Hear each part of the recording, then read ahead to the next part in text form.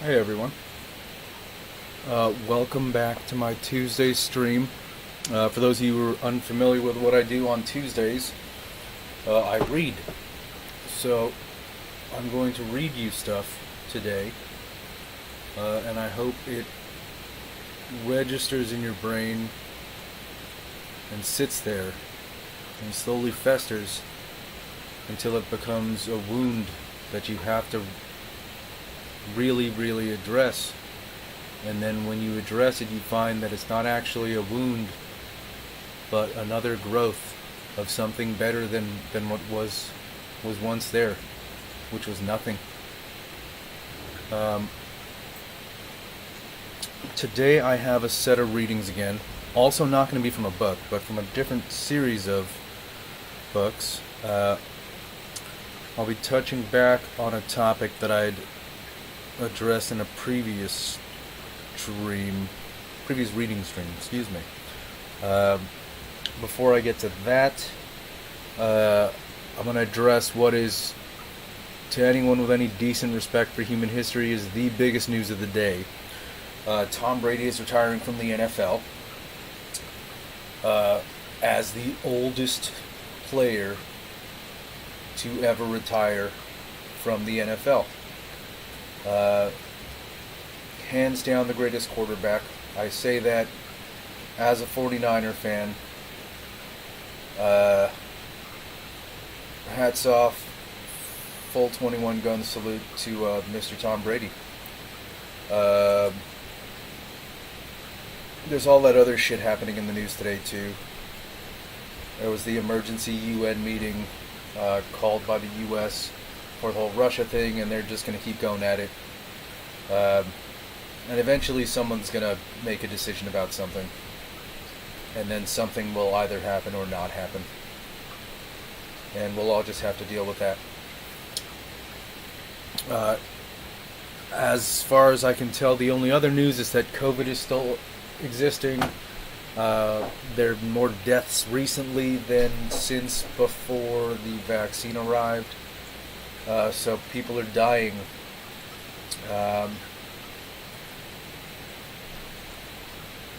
Yeah, the Niners lost this weekend, which is quite unfortunate.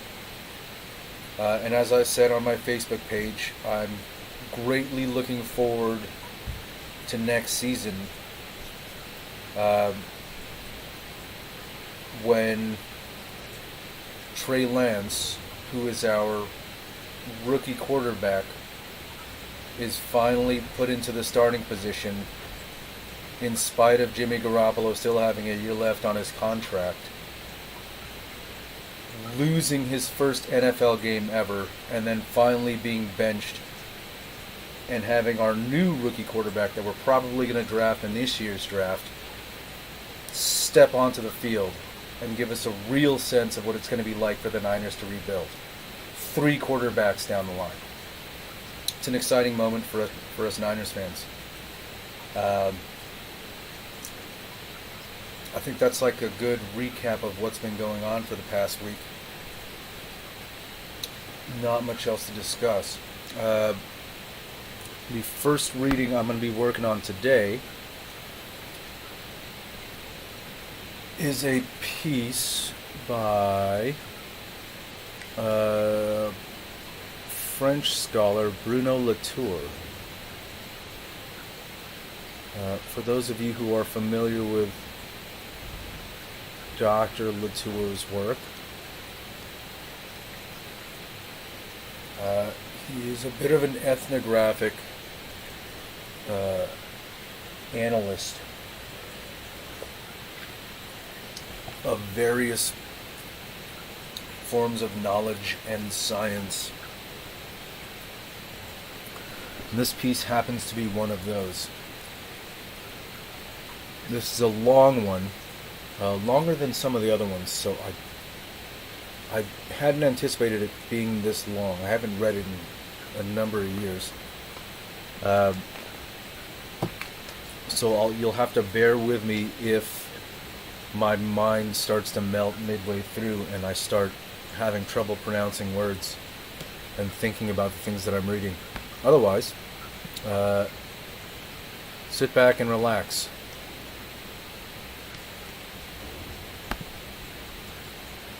This is the second chapter from his book, Pandora's Hope. It's a piece called Circulating Reference, Sampling the Soil in the Amazon Forest. It's about, for lack of a better term, knowledge as it is produced about soil in the Amazon forest, and how that concept of knowledge and the methods by which this knowledge is produced operate, and how we conceive of them, and how it is that we conceive of what we're doing as productive of knowledge.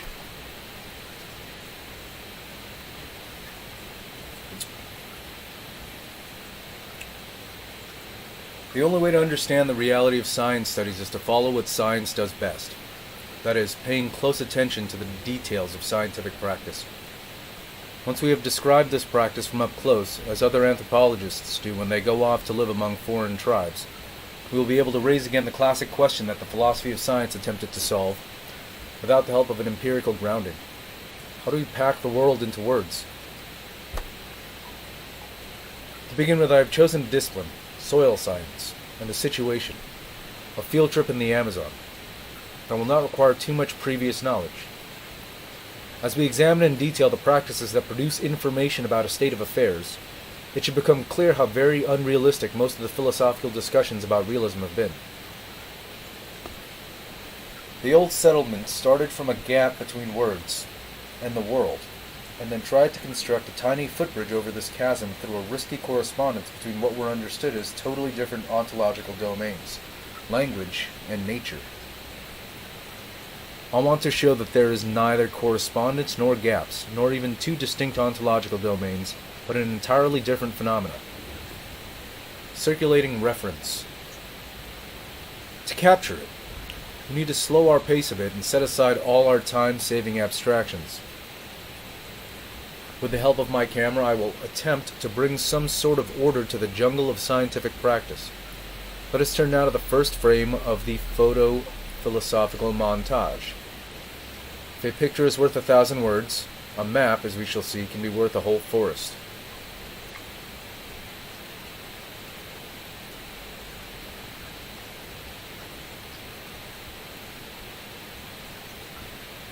Unfortunately, I'm not going to provide you with photos, so you will have to find yourself a copy of Pandora's Hope at your local libraries and imagine the photos as I describe them, okay? On the left in figure 2.1 is a large savanna. On the right, abruptly begins the outskirts of a dense forest. And in the picture, there's a guy standing, staring at the sky, with a person next to him on the left side of the frame. They're standing in about waist-high grass. It appears to be the case that the guy staring in the sky has headphones on.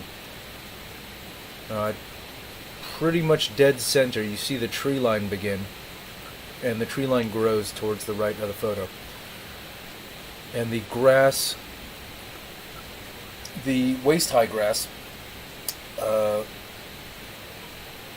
fades into the horizon until about halfway up the photo.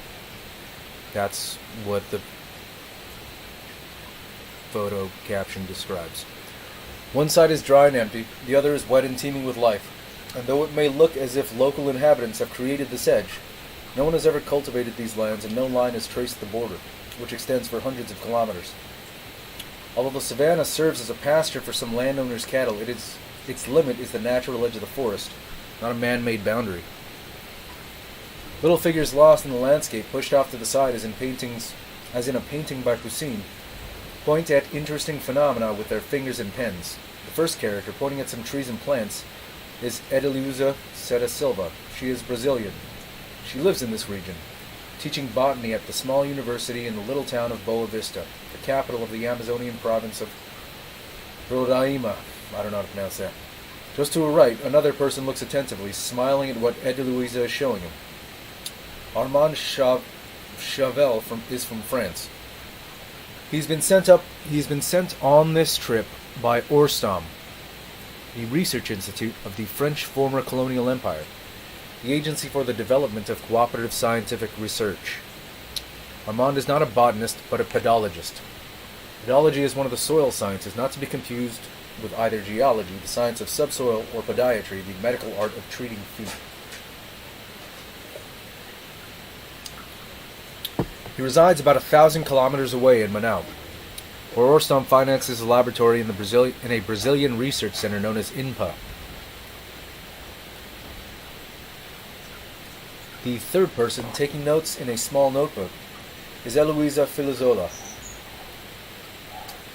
She is a geographer, or rather, as she insists, a geomorphologist, studying the natural and social history of the shape of the land.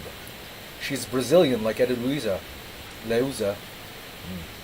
but from the south, from Sao Paulo, which is thousands of kilometers away, almost another country.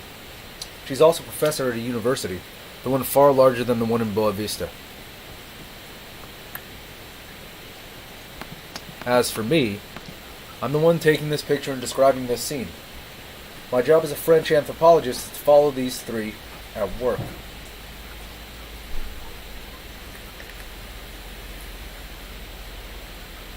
Familiar with laboratories, I decided for a change to observe a field expedition.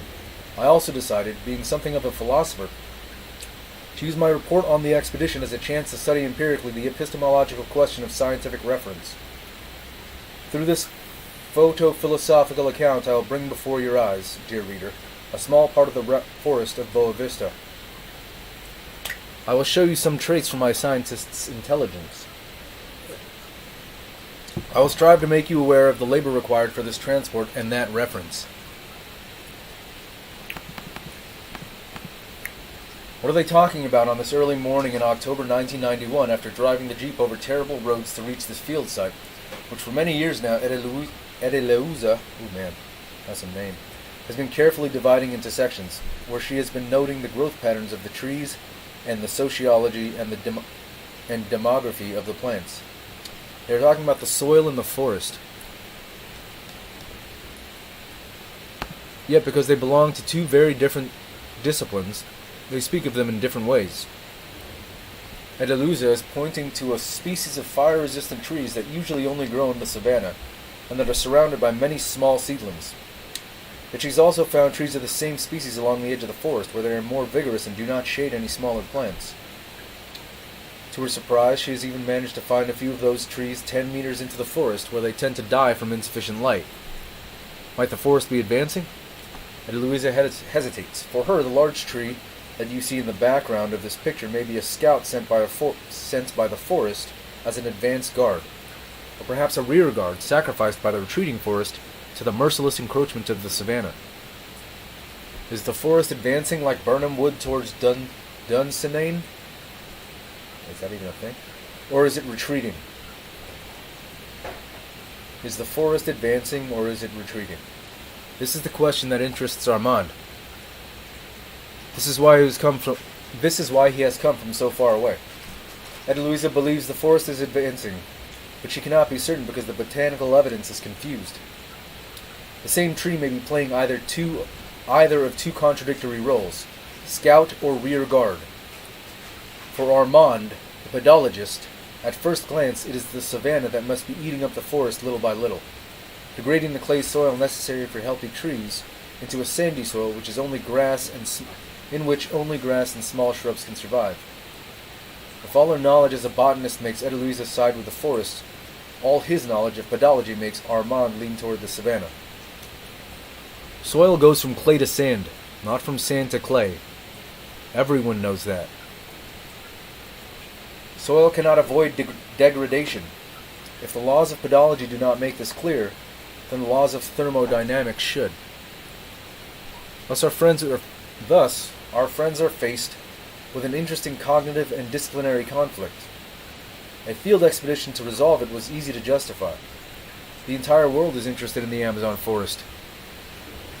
The news that the Boa Vista forest, on the outskirts of dense tropical zones, is advancing or retreating should indeed be of interest to businessmen. It was equally easy to justify mixing the know-how of botany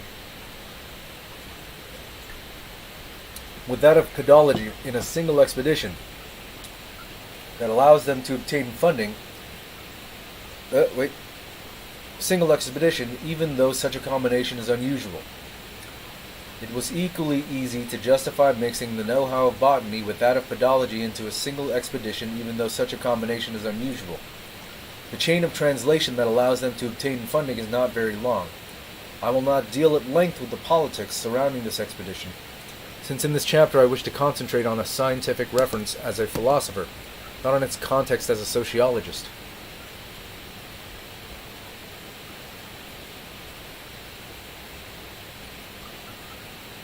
There is a large parenthetical premise where he discusses that he's not going to discuss much of the colonial aspects of this specific scenario. Appears to be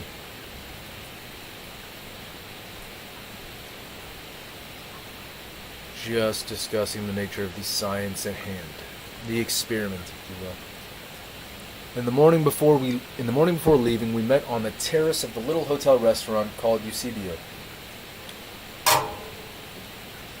We are in the center of Boa Vista, a rather rough frontier town where the garimperos sell the gold that they have extracted by shovel, by mercury, by gun, from the forest and from the Yanomami. For this expedition, Armand has asked for the help of his colleague René Boulet. French like Armand, René is also a pedologist from Orsum, but based in Sao Paulo. Here are the two men and two women, 2 Frenchmen and 2 Brazilians, 2 pedologists, 1 geographer, and a botanist, 3 visitors and 1 native, all 4 leaning over 2 kinds of maps and pointing at the precise location of the site marked out by Eloisa.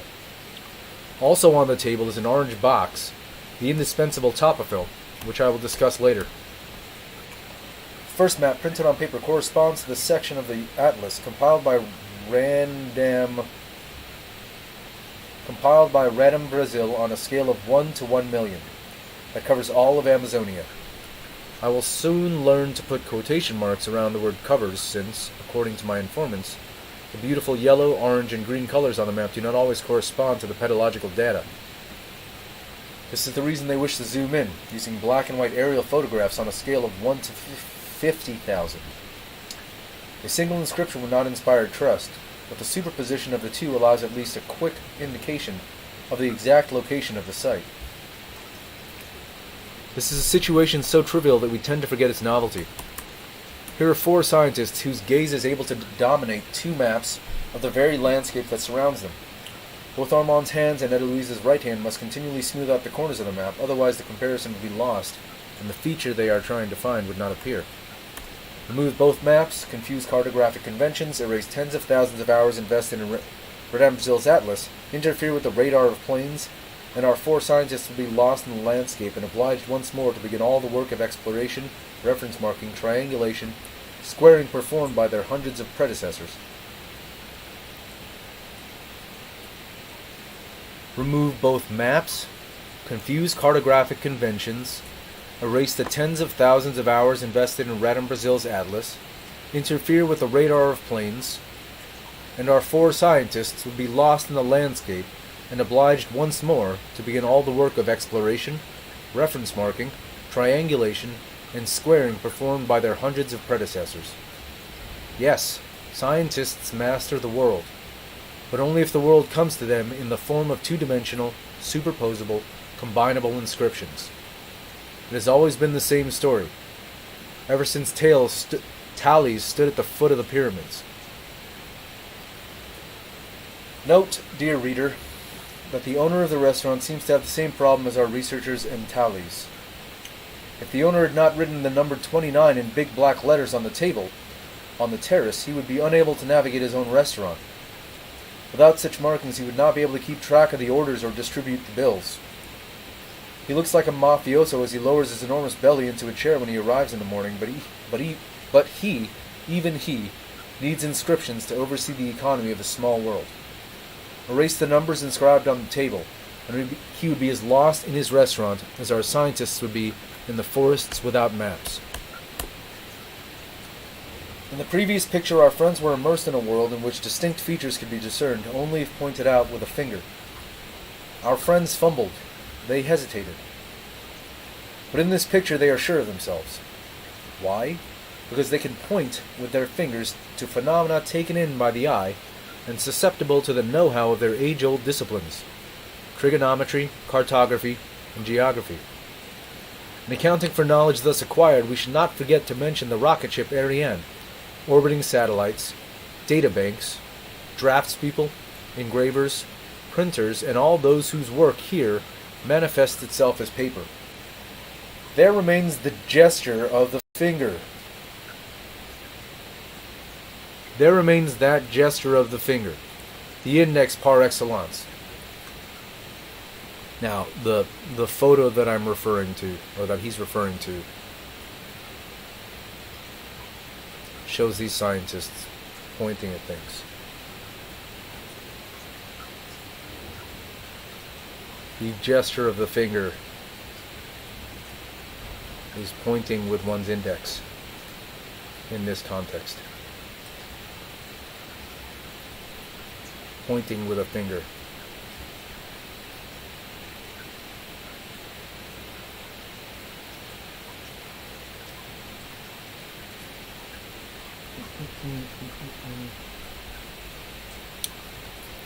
Here, there, I, Eloisa, I leave words behind, and I designate on the map, on the restaurant table, the location of the site, where we will go later, where Sandoval, the technician, comes to get us in the Jeep. All that expressed with that. Here, there,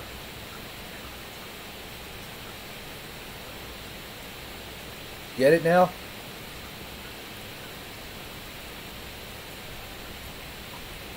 How does one pass from the first image to the second? From ignorance to certainty, from weakness to strength, from inferiority in the face of the world to the domination of the world by the human eye? These are the questions that interest me, and for which I have traveled so far. Not to resolve, as my friends intend, the dynamic of the forest-savanna transition, but to describe the tiny gesture of a finger pointed toward the referent of discourse. Do the sciences speak of the world?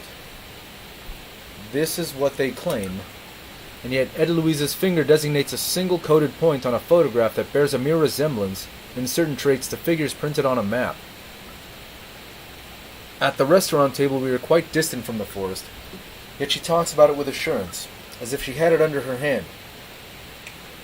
The sciences do not speak of the world, but rather construct representations that seem always to push it away, but also to bring it closer. My friends want to discover whether the forest advances or recedes, and I want to know how the sciences can be at the same time realist and constructivist, immediate and intermediary, reliable and fragile, near and far. Does the discourse of science have a referent? When I speak of Boa Vista, to what does the spoken word refer? Do science and fiction differ? And one additional query: how does my way of talking about this photo montage differ from the manner in which my informants speak of their soil?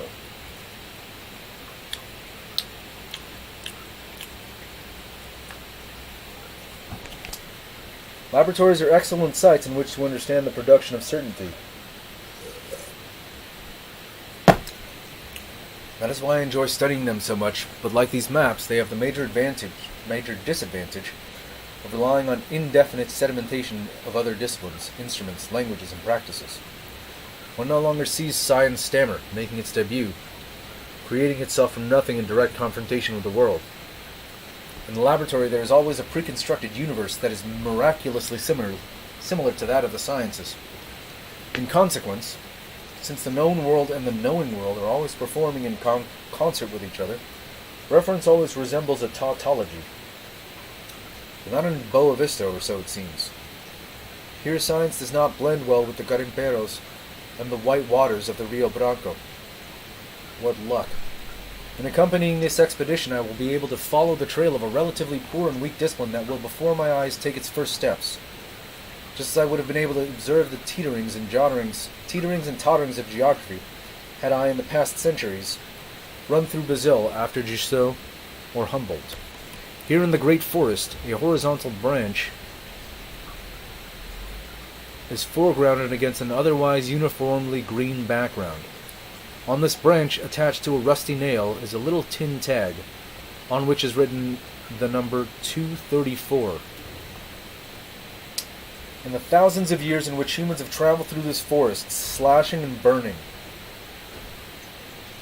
in order to cultivate it, no one had ever before had the peculiar idea of attaching numbers to it. It took a scientist, or perhaps a forester, designating trees to be felled. In either case, this numbering of trees is, we must assume, the work of a meticulous bookkeeper. After an hour in the jeep, we have arrived at the plot of land that Edeluisa has been charting for many years. Like the owner of the restaurant in the previous picture,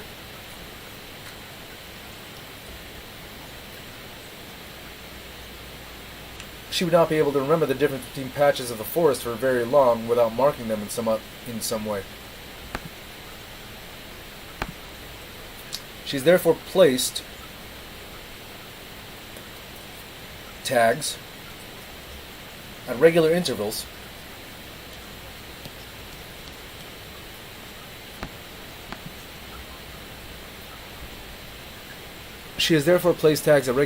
so as to cover the few hectares of her field site in a grid of Cartesian coordinates. These numbers will allow her to register the variations of growth and the emergence of species in a notebook. Each plant possesses what is called a reference, both in geometry, through the attribution of coordinates, and in the management of stock, through the affixing of specific numbers. Despite the pioneering quality of this expedition, it turns out, I am not assisting at the birth of a science ex nihilo. My pedagogical colleagues cannot fruitfully begin their work unless the site has already been marked out by another science, botany. I thought I was deep in the forest, but the implication of this sign 234 is that we are in a laboratory, albeit a minimalist one, traced by the grid of coordinates. The forest, divided into squares, has already lent itself to the collection of information on paper, but likewise takes a quadrilateral form. I rediscovered the tautology that I believed I was escaping by coming onto the scene, into the field. One science always hides another. If I were to tear down these tree tags, or if I were to mix them up, Edeluisa would panic like those giant ants whose paths I disturb by slowly passing my finger across their chemical freeways. Edeluisa cuts off her specimens. We always forget that the word reference comes from the Latin referere, to bring back. Is the referent what I point to with my finger outside of discourse? Or is it what I bring back inside discourse? The whole object of this montage is to answer that question. If I appear to be taking a roundabout route to the response, it is because there is no fast-forward button for the unreeling the practice of science if I want to follow the many steps between our arrival at the site and the eventual publication. In this frame, Edeluisa extracts from the broad diversity of plants specimens that correspond to those recognized taxonomically as Guatteria. Oh, Jesus. This is all fucking science shit. Guatteria shom. I'm not going to read it. Plants. She says she recognizes them as well as she does the members of her own family.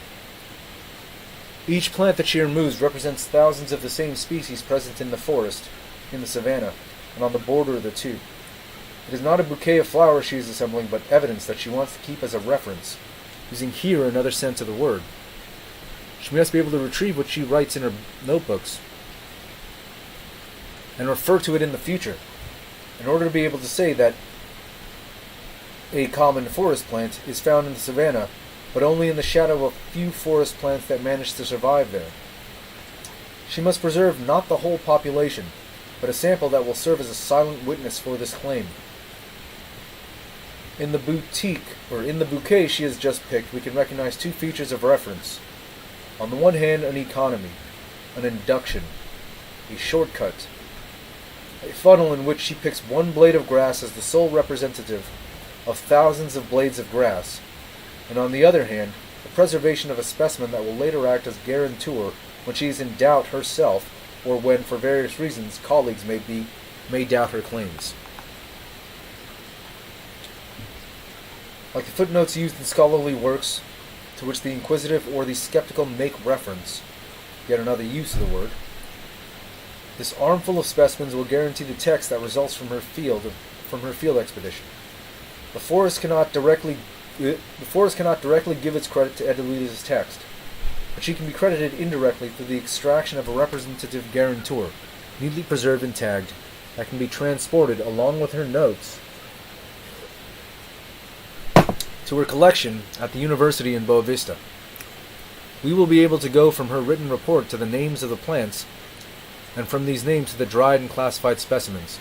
And if there is ever a dispute, we will, with the help of her notebook, be able to go back from these specimens to the marked out site from which she started. Text speaks of plants. Text has plants for footnotes. A leaflet rests on a bed of leaves. What will happen to these plants? They will be transported further, placed in a collection, a library, a museum. I want to see what will happen to them in one of these institutions, because this step is much better known and has been more often described. Then we will focus again on the intermediary steps.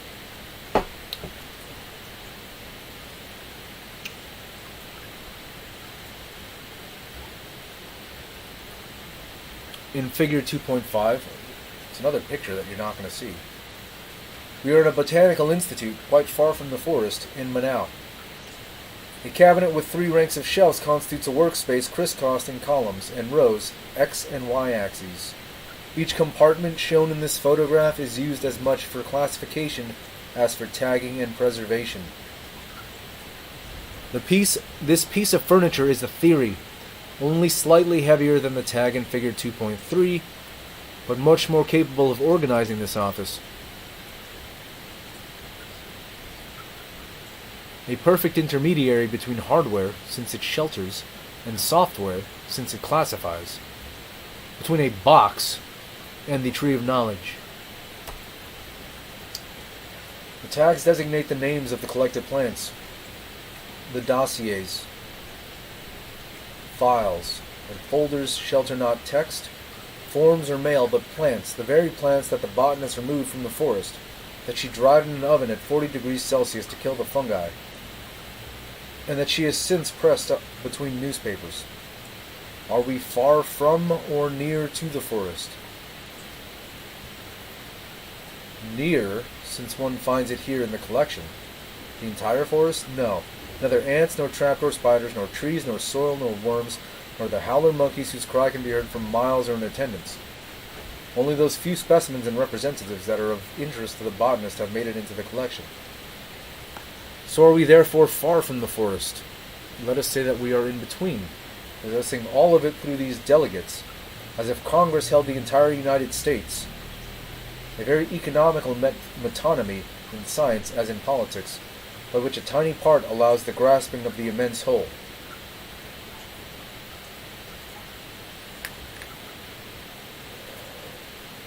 And what would be the point of transporting the whole forest here? One would get lost in it. It would be hot. The botanist would in any case be unable to see beyond her small plot. Here, however, the air conditioner is humming. Here even the walls become part of the multiple crisscross lines of the chart where the plants find a place that belongs to them within the taxonomy that has been standardized for many centuries. Space becomes a table chart. The table chart becomes a cabinet. The cabinet becomes a concept, and the concept becomes an institution.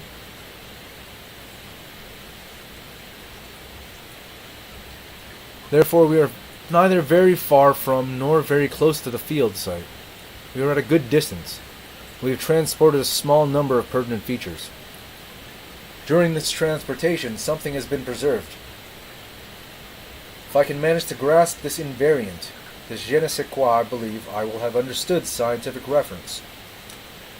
In this little room where the botanist shelters her collection is a table, similar to that in the restaurant, on which the specimens brought back from distinct locations at different times are now displayed.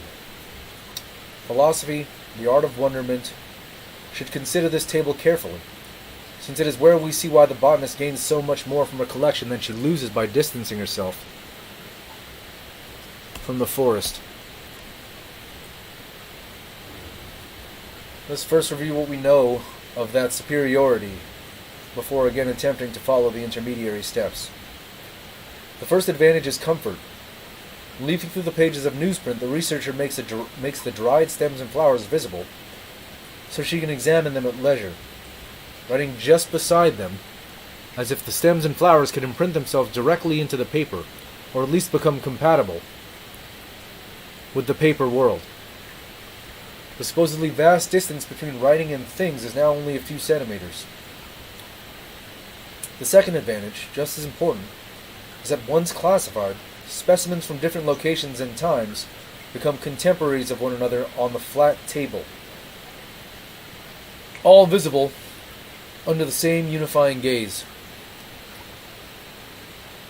All visible under the same unifying gaze. Unifying gaze.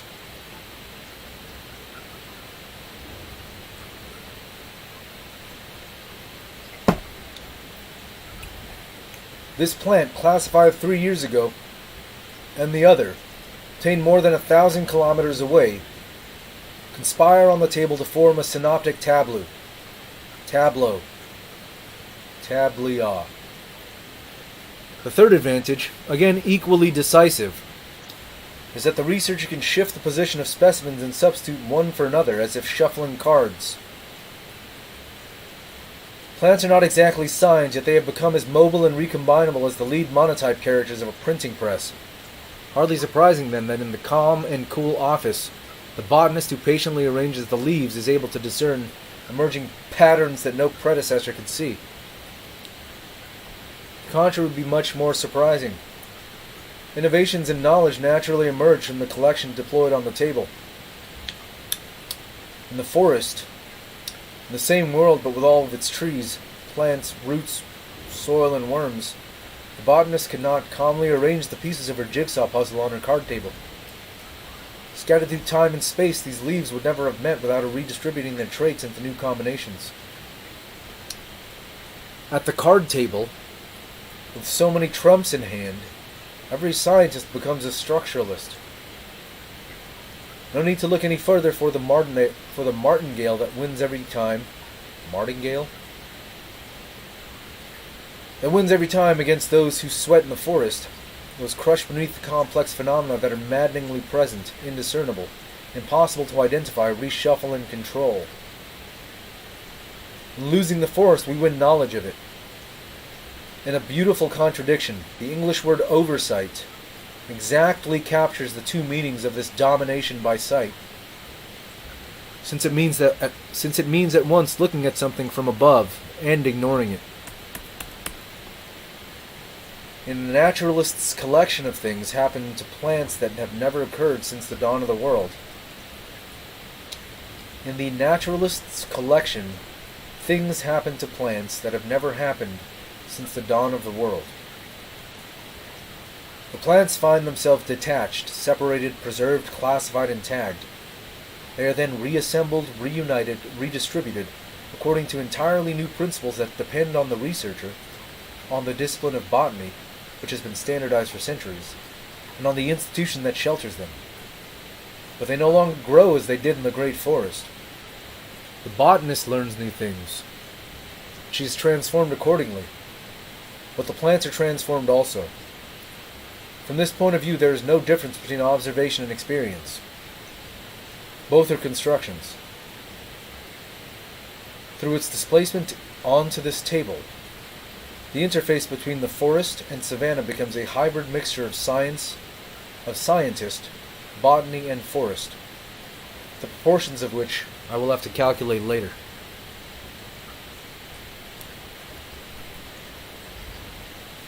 Now, as I mentioned, this reading was a lot longer than I remembered it being, and I'm not going to read the whole thing. So, I will put the title of this piece right back up here so that you can see it.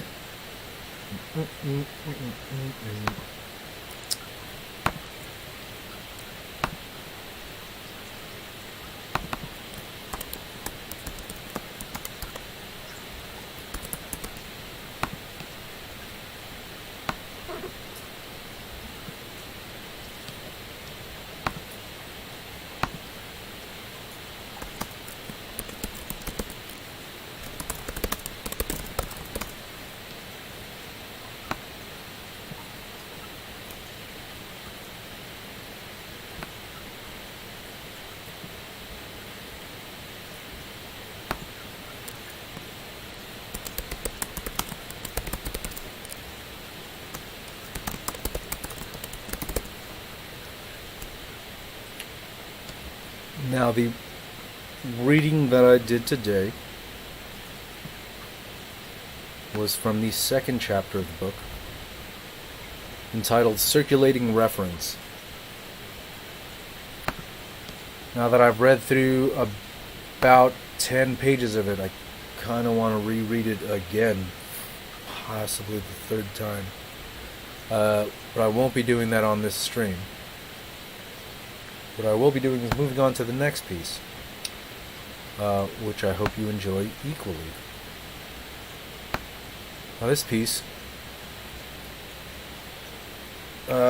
is in the same vein,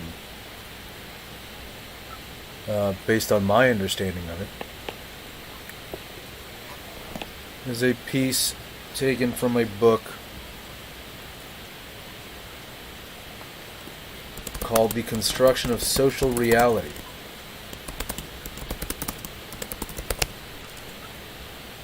by, I believe he is currently, he might not be at this point, I don't know, former, possibly current Professor Emeritus of some other thing having to do with philosophies of certain philosophies at UC Berkeley. Dr. John Searle, who works in the field of the sociology of knowledge. The section I'll be reading is the second chapter of this book, The Construction of Social Reality, called Creating Institutional Facts.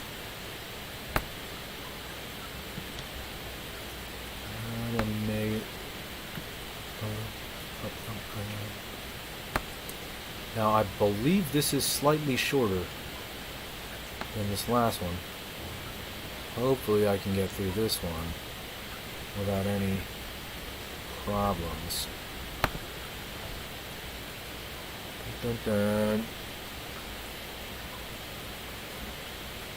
Chapter 2, Creating Institutional Facts. In this chapter, I describe the elementary construction of social facts and the logical structure of the development of institutional facts from simpler forms of social facts. To do so, I will use the apparatus of agentive functions, collective intentionality, and constitutive rules. I will also attempt to explain several puzzling features of social reality.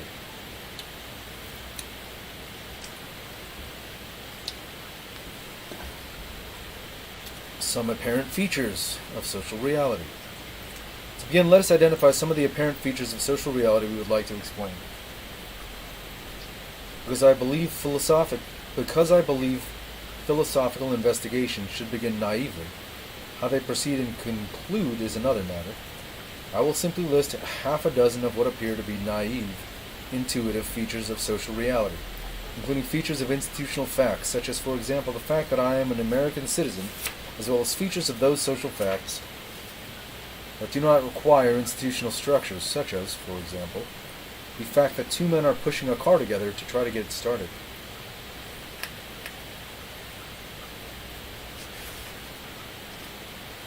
The self-referentiality of many social concepts. Concepts that name social facts appear to have a peculiar kind of self-referentiality. As a preliminary formulation, we can say, for example, in order that the concept money apply to the stuff in my pocket, it has to be the sort of thing that people think is money. If everybody stops believing it is money, it ceases to function as money and eventually ceases to be money. Logically speaking, the statement, a certain type of substance, X, is money, implies an indefinite inclusive disjunction of the form X is used as money, or X is regarded as money, or X is believed to be money, etc.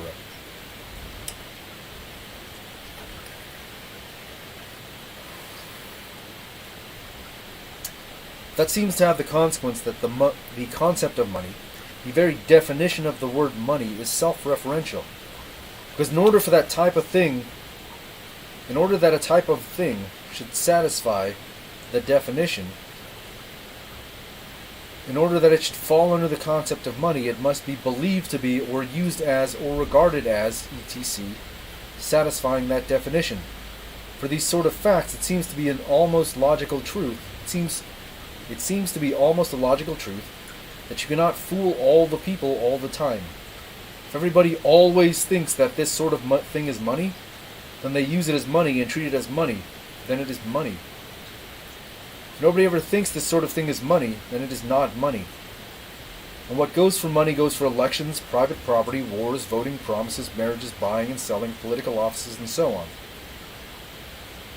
In order to state this point precisely, we need to distinguish between institutions and general practices on the one hand, and particular instances on the other. That is, we need to distinguish between types and tokens.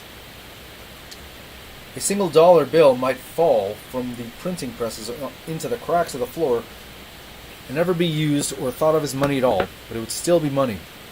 In such a case, a particular token instance would be money, even though no one ever thought it was money, or thought about it, or used it at all. Similarly, there might be a counterfeit dollar bill in circulation, even if no one ever knew that it was counterfeit.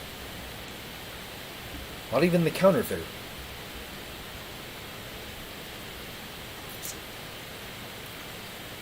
In such a case, everyone who used that particular token would think it was money, even though it was not in fact money. About particular tokens, it is possible for people to be systematically mistaken. But where the type of thing is concerned, the belief that the type is a type of money is constitutive of its being money in a way we will need to make fully clear. For some institutional phenomena, such as money, what I say applies more to types than tokens. For others, such as cocktail parties, it applies to each individual token. For the sake of simplicity, I will assume that the reader is aware of the distinction, and I will speak of the self-referentiality of institutional concepts in general, without making the distinction in every case. Later, I will try to explain the difference between self-referentiality as applied to types and as applied to tokens. But if the type of thing in question is money, only because people believe it to be money, if money implies regarded as, used as, or believed to be money, then philosophers will get worried, because the claim seems to produce either a vicious infinite regress or a vicious circle. If part of the content of the claim that something is money is the claim that it is believed to be money, then what is the content of that belief? If the content of the belief that something is money contains in part the belief that it is money, then the belief that something is money is in part the belief that it is believed to be money, and there is in turn no way to explain the content of that belief without repeating the same feature over and over again. Later on, I will try to show how to avoid this infinite regress. At this point, I am just calling attention to the peculiar logical feature that distinguishes social concepts from such natural concepts as mountain or molecule. Something can be a mountain even if no one believes it is a mountain. Something can be a molecule even if no one thinks anything at all about it. But for social facts, the attitude that we take toward the phenomena is partly constitutive of the phenomenon. If, for example, we give a big cocktail party and invite everyone in Paris, and if things get out of hand and it turns out that the casualty rate is greater than the Battle of Austerlitz, all the same, it is not a war. It is just an amazing cocktail party. That's literally written in the book.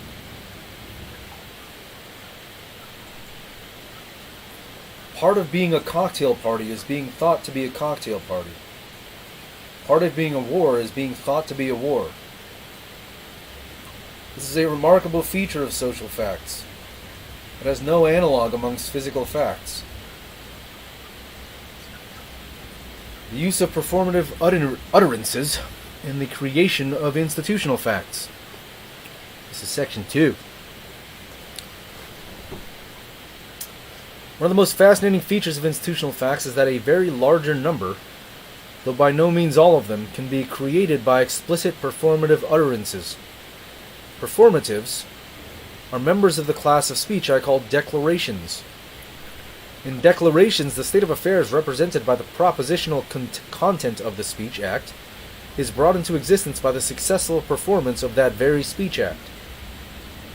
Institutional facts can be created with the performative utterance of such sentences as, "The meeting is adjourned," "I give and bequeath my entire fortune to my nephew," "I appoint you my chairman," "War is hereby declared." These utterances create the state of affairs that they represent. In each case, the state of affairs is an institutional fact, created by the utterance.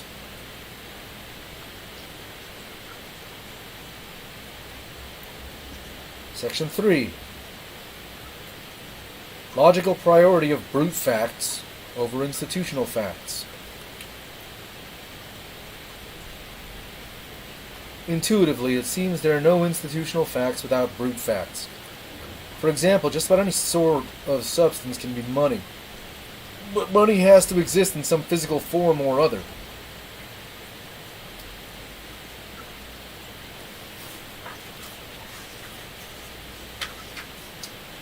Initially published in 1995. Money has to exist in some physical form or other. Money can be bits of metal, slips of paper, wampum, or entries in a book. In fact, most of our money in the past couple of decades underwent a revolutionary physical transformation that we did not even notice. Most money is now in the form of magnetic traces on computer disks. It does not matter what the form is as long as it can function as money. But money must come in some physical form or other. What is true of money is true of chess games, elections, and universities. All these can take different forms, but for each there must be some physical realization. This suggests what I think is true, that social facts in general, and institutional facts especially, are hierarchically structured.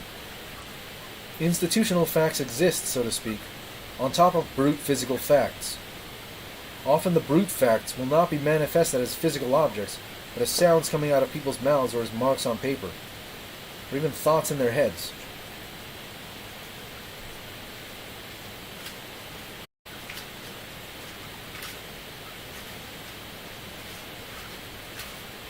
Section 4. Systematic relationships amongst institutional facts. An institutional fact cannot exist in isolation, but only in a set of systematic relations to other facts. Thus, for example, in order that anybody in a society can have money, that society must have a system of exchanging goods and services for money. But in order that it can have a system of exchange, it must have a system of property and property ownership. Similarly, in order that society should have marriages, they must have some form of contractual relationships. but in order that they can have contractual relationships, they have to understand such things as promises and obligations. Furthermore, quite apart from the logical or conceptual requirement of interrelationships of institutional facts, it just turns out that in any real life situation one will find oneself in a complex and interlocking institutional realities. In a complex of interlocking institutional realities. The restaurant scene described in Chapter 1 illustrates this. At any instant in the scene, one is at least a citizen, an owner of money, a client, a bill payer, and one is dealing with property, a restaurant, a waiter, or a bill. It might seem that games are counterexamples to this general principle, because of course games are designed to be forms of activity that do not connect with the rest of our lives in a way that institutional facts characteristically do.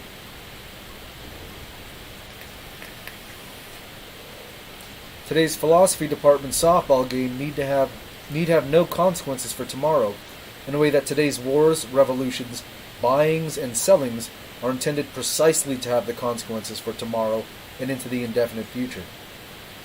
Nonetheless, even in the case of games, there are systematic dependencies on other forms of institutional facts. The position of the pitcher, the catcher, and the batter, for example, all involve rights and responsibilities, and their positions and actions or inactions are unintelligible without an understanding of these rights and responsibilities. But these notions are in turn unintelligible without the general notion of rights and responsibilities. The primacy of social acts over social objects, of processes over products. It is tempting to think of social objects as independently existing entities on analogy and with the objects studied by the natural sciences. It is tempting to think that a government or a dollar bill or a contract is an object or entity in the sense that a DNA molecule, a tectonic plate, or a planet is an object or entity. In the case of social objects, however, the grammar of the noun phrases conceals from us the fact that in such cases, process is prior to product. Social objects are always, in some sense, we will need to explain, constituted by social acts. And in this sense, the object is just the continuous possibility of the activity. A $20 bill, for example, is a standing possibility of paying for something. Finally, 6. Section 6. The linguistic component of many institutional facts.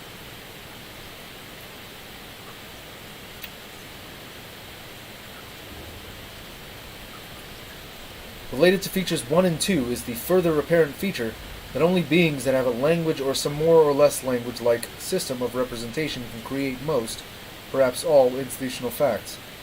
I turned that into word salad. Give me a second. Related to features 1 and 2 is the further apparent feature that only beings that have a language or some more or less language-like system of representation can create most, perhaps all, institutional facts, because the linguistic element appears to be partly constitutive of the fact.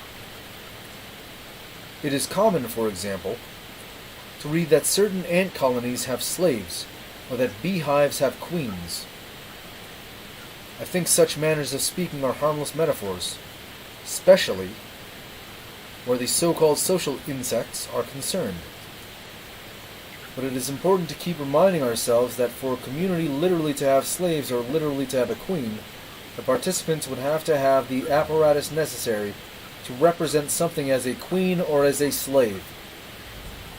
Just behaving in certain ways, where behavior is construed solely in terms of bodily movements, it is not sufficient for a community to have a queen or to have slaves. In addition, there would have to be a certain set of attitudes, beliefs, etc., on the part of the members of the community. And this would seem to require a system of representation such as language. Language seems to be essential not only to represent these facts to ourselves, but in a way that we will have to explain. The linguistic forms in question are partly constitutive of the facts. But what exactly is the role of language in the constitution of institutional facts? It's not an easy question. We will devote the next chapter to answering it.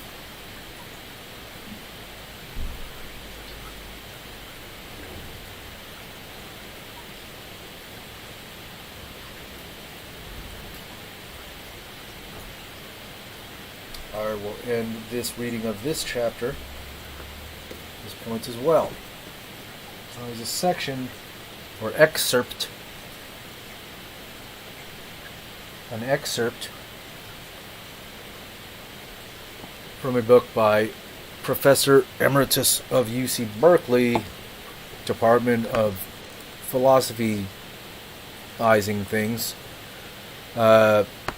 John Searle. Dr. John Searle.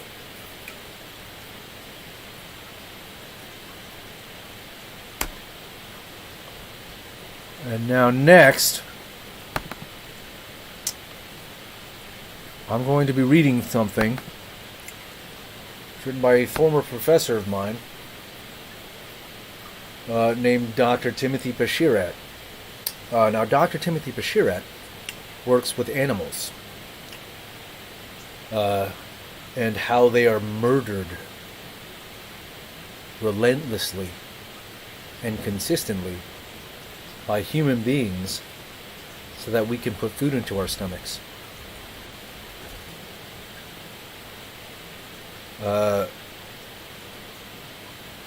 Now, as I mentioned about another previous professor whose work, or whose my study with him provided me with certain aspects of knowing and learning and sort of understanding how things work.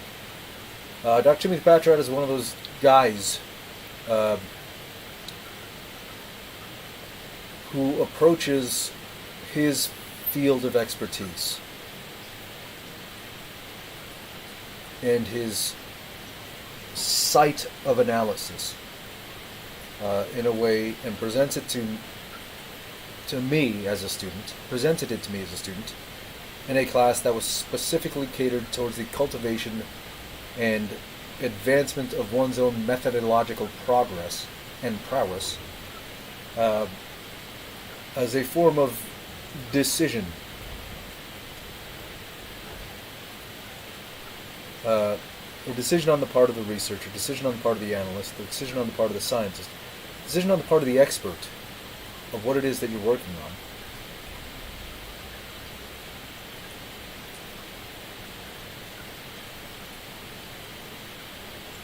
That if you, like many others, are the type of person that chooses to eat meat, which I do,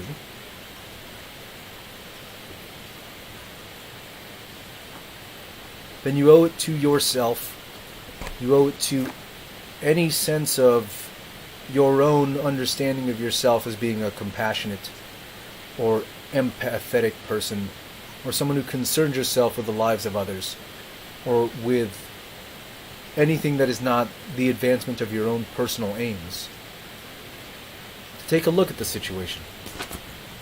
Look at the constant, routinized murder of animals, and recognize that your decision to pick up a steak and put it in your mouth perpetuates this cycle of routinized, perpetuated, and consistent murder of animals. He doesn't say it this way. That's why, one of the reasons he's far more pleasant than I am. He's not soft. He's a Yale graduate. He's probably a jerk in very many ways. And I will sometimes catch wind of things that make me laugh in the brutality that he makes use of when it comes to his teaching methods. But he's a far more pleasant guy. If you want to read his books, I would recommend it. If you want to listen to his lectures, you get a far less shame-based and contempt-filled description of what it is you're doing when you eat a steak. Now this specific essay that I'm going to read, it's true, that I'm going to read is an essay of his that deals in methodology. Oh, before I get to that, matter of fact, the reason I brought up this whole aspect of Dr. Patrat's posing the techniques of ethnography and the decisions that one makes when making research decisions and answering and asking your own research questions is very much having to do with the idea of also the animal thing, really looking at your object and then looking at your objective and determining all the myriad relationships and decisions, intellectual, philosophical, methodological, the choices that you make to produce the specific outcomes that you're looking to produce are all interrelated. It's like one of those erector sets, where if you knock one part off, the entirety of the thing looks like it still works, but really it's just this worthless structure. A worthless governmental edifice, if you would.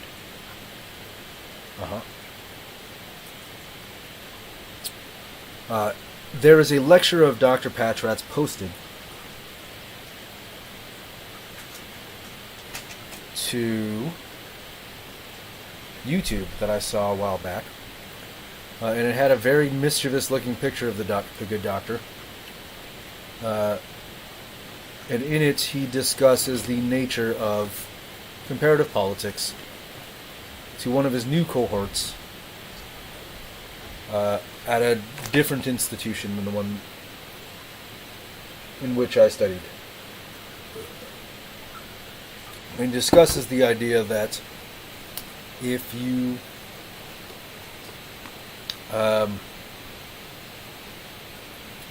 conceive of global warming. Oh, now I forget.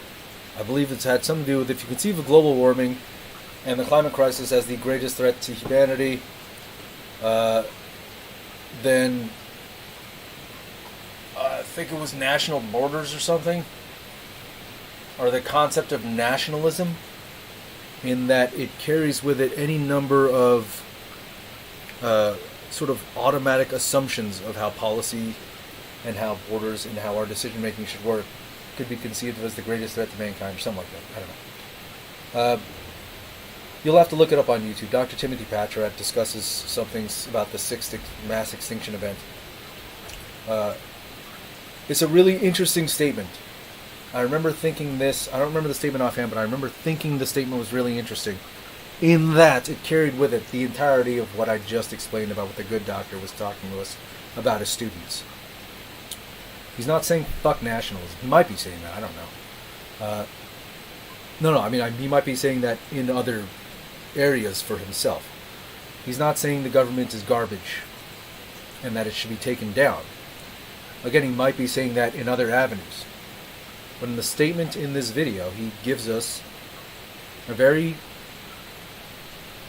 contingently contained, contextualized, and rigid statement about the nature of global warming and the climate crisis, and where nationalism fits in from a comparative political science perspective. And I recommend you take a look at that for a better idea of what I mean, and sort of a better approach to how to understand how his work on animals is quite positively balanced and far less shame-based than me constantly shaming you for all the other things that you're doing. Because I don't see eating animals as being shame-filled, but I do see unrepentant cannibalism as something to be shamed for. I'm not saying you eat people. but you can't disprove that you haven't already eaten somebody to me with any effectiveness. So there we have it. Anyway, I'm going to move on to the Good Doctor's piece.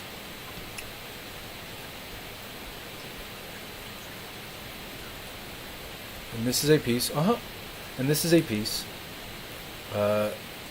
called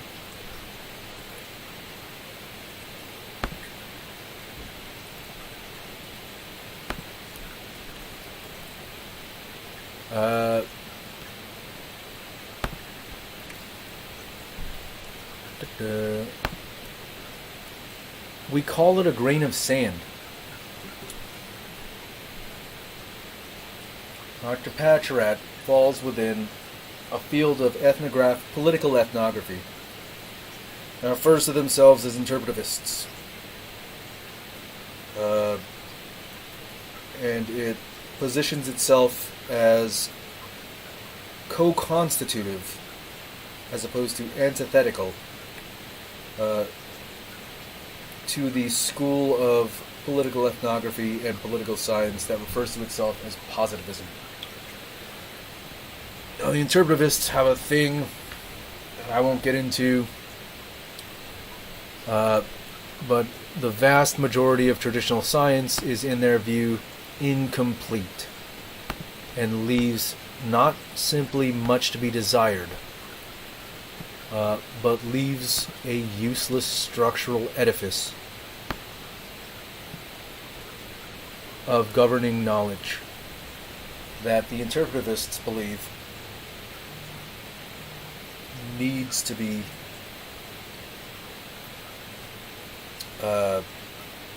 exposed.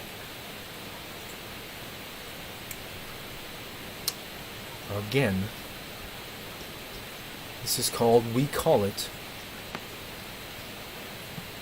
a grain of sand.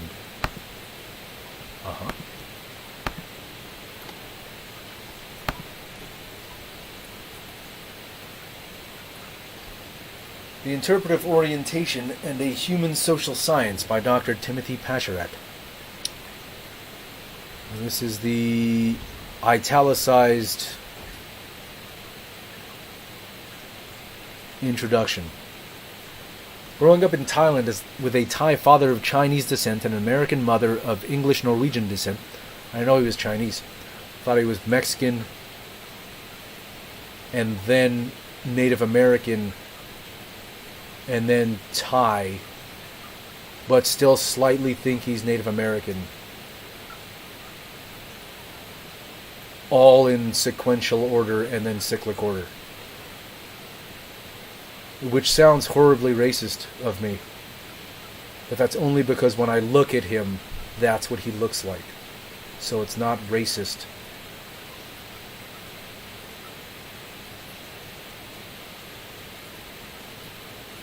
Enough to be racist. Growing up in Thailand with a Thai father of Chinese descent and an American mother of English-Norwegian descent, I devoted a lot of explicit attention to meaning-making from a very early age. Being caught between Thai and American identities meant that I never felt completely a part of either, and yet I had an exhilarating freedom to travel between the two and selectively appropriate from them as I pleased. Although I didn't think of it in these terms at the time, this in-between quality of my childhood made me something of a perpetual stranger and shaped my understanding of the world as a complex and multi-layered place where meanings are continually negotiated and renegotiated. When in my late adolescence, the Thai military brutally repressed a pro-democracy demonstration in the streets of Bangkok in the name of traditional Thai values, my love affair with the study of politics through the lens of contested meanings was born. Eventually, this love led me to graduate school at Yale University, where I took the standard offerings in statistical and advanced quantitative methods. Although I excelled in and recognized the potential of these approaches, they left me feeling strangely empty and disengaged from the problems I cared so much about. What I loved about the study of politics was its potential to carry me closer to the lived experiences and understandings of people. Its potential to transform me, as well as the world around me. framing research problems in terms of hypotheses that specified independent and dependent variables, seemed to prematurely foreclose on so much of the stuff of politics by asking and answering through the researcher fiat the very questions that perhaps should be asked and answered in large part through the sustained interaction between a researcher and those she seeks to understand. I also began to chafe against the constraints of disciplinary lines of sight, and reaching out to literature and fellow students in anthropology, sociology, and the humanities helped me to envision the very definition and study of politics as a profoundly interdisciplinary endeavor. Talking to my fellow graduate students and picking up on the just burgeoning perestroika movement within political science, I saw how a desire for grant money, departmental resources, and success on the job market could lead many students to accede to the dominant ways of seeing in the discipline before they've really examined the going alternatives. This can result in a disciplinary methodological orthodoxy that reproduces itself primarily through funding and training pressures, rather than because of a genuine intellectual attractiveness and persuasiveness. As someone still engaged in my own dissertation research, I'm keenly interested in opening up a more expansive universe of possibilities for defining and approaching the study of politics.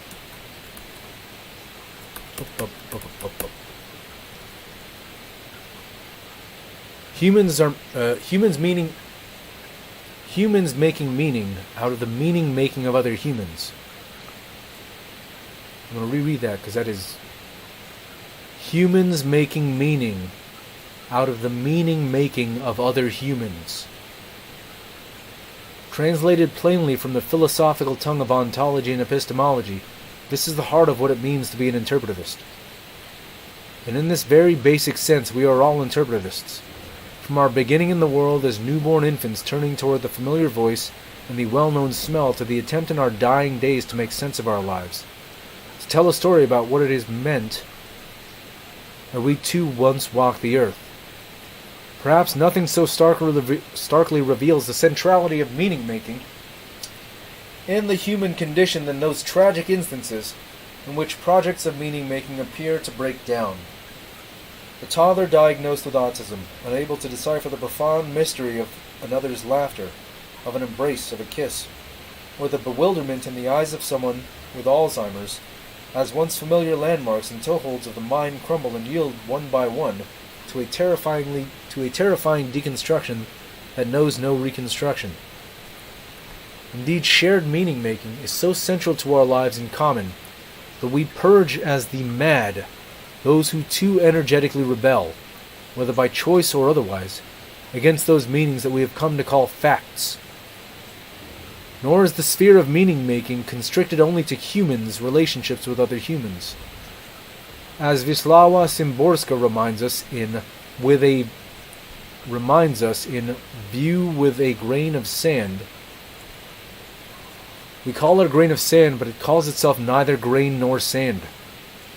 It does just fine without a name, whether general, particular, permanent, passing, incorrect, or apt. Our glance, our touch, mean nothing to it. It doesn't feel itself seen and touched. And that it fell on the windowsill is only our experience, not its. For it is no different from falling on anything else, with no assurance that it has finished falling, or that it is falling still. The window has a wonderful view of a lake, but the view doesn't view itself. It exists in this world, colorless, shapeless, soundless, odorless, and painless. The lake's floor exists floorlessly, and its shore exists shorelessly. Its water feels itself neither wet nor dry, and its waves to themselves are neither singular nor plural. They splash deaf to their own noise, on pebbles neither large nor small. And all this beneath the sky, by nature skyless, in which the sun sets without setting at all, and hides without hiding behind an unminding cloud. The wind ruffles it, its only reason being that it blows. A second passes, a second, a third. But there are 3 seconds only for us, Time has passed, like a courier with urgent news. That's just our simile. The character is invented. His haste is make-believe. His news inhuman. If a world emptied of meaning, making is the inhuman one that Szymborska evokes, if meaning-making is so intimately bound with the human condition, then why, it makes sense to ask, are approaches to the study of politics that seek out and underscore the interpretation of meaning currently waging guerrilla war with mainstream social sciences from a position of invisibility or marginalization in the face of hegemony? Indeed, dear reader, do not be deceived. However their professor-like demeanor and academic style may have led you to interpret them, what we actually have in some of the contributors to this book are guerrilla fighters intent on resisting a political and social science that would ignore, crowd out, or actively repudiate the unavoidably interpretive nature of all inquiry into humans and their various common and contested projects of meaning-making.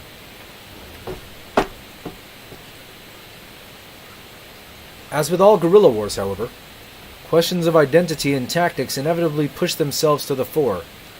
Taken collectively as a group, many of the chapters seem to be saying, we know what we are united against. But I ask, are we as certain about who we are? About what we are united for? About who will be permitted to join our movement and who will fall beyond its boundaries? About what our practices and repertoires of resistance should be? First, I turn to the question of identity. The differences separating interpretivist and positivist approaches are distinctively mapped in these chapters, and much attention is justifiably given to discerning critiques lobbied at the interpretive approaches from across this particular divide.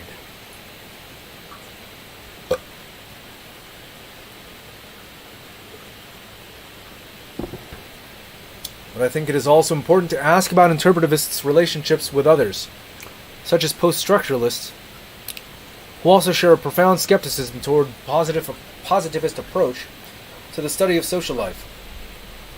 Perhaps these relationships also harbor important distinctions that lurk underneath the surface of a shared opposition to a momentarily larger and more powerful opponent.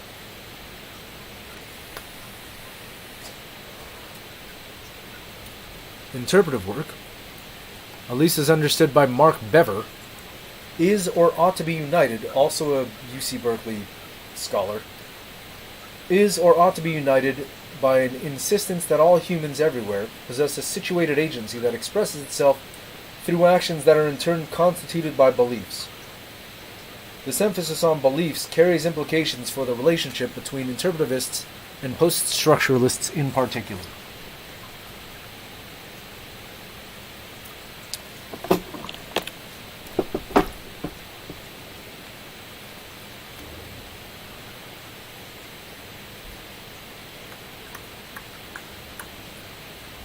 Destructions of the place of situated agency and belief within an interpretive orientation might aptly be subtitled, Is Michel Foucault an interpretivist?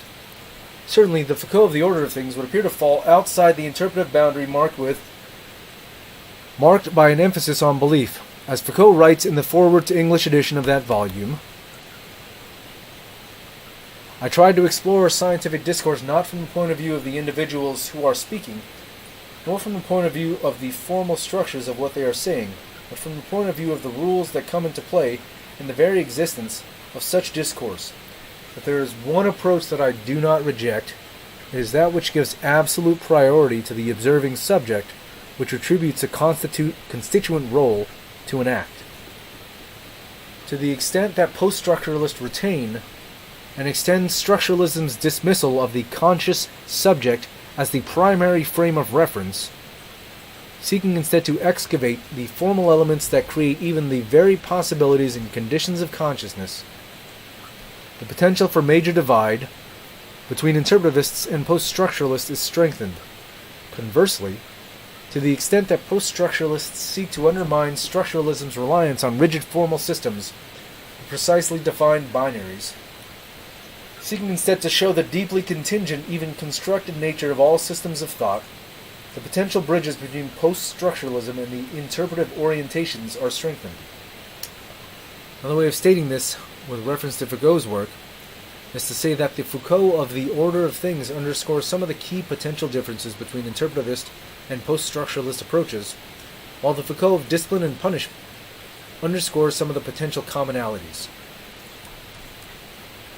From the interpretive standpoint, the important question, of course, is not whether this or that particular thinker should be called interpretivist, but whether an emphasis on the animating explanatory role played by belief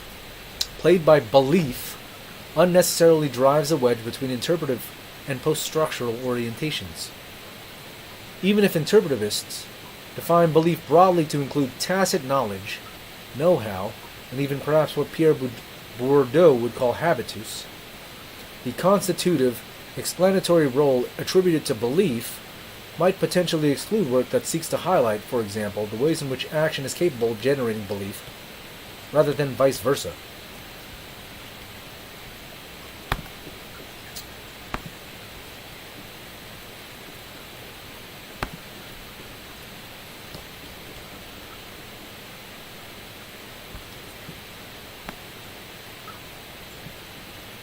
What's in there?